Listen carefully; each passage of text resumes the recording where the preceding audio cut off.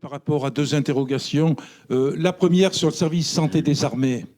Bon, j'ai siégé en commission de la défense entre 2017 et 2023. C'est un sujet que j'avais un peu suivi. Effectivement, l'affaiblissement du service de santé des armées peut apparaître secondaire.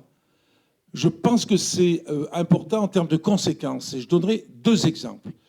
Le premier exemple, c'est vrai qu'il y a quelques années déjà, à l'occasion de l'attentat du Bataclan, on s'est rendu compte qu'en fait, les blessures étaient des blessures de guerre.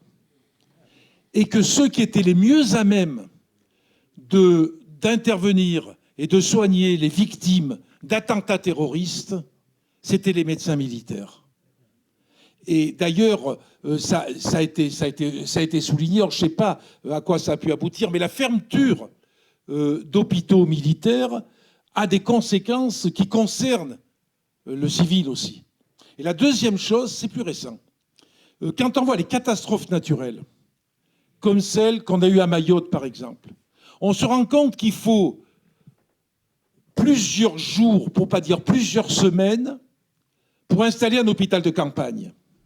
Or, l'armée française avait des hôpitaux de campagne qui pouvaient être installés rapidement, avec des médecins qui pouvaient intervenir rapidement. Et aujourd'hui, je crois qu'il y a peut-être un hôpital de campagne qui peut se mettre en place plus ou moins rapidement. Mais aujourd'hui, il faut un temps fou pour réunir le matériel, les tentes, tout ce qui est nécessaire pour installer un hôpital de campagne. Et ça, c'était du domaine du service de santé des armées.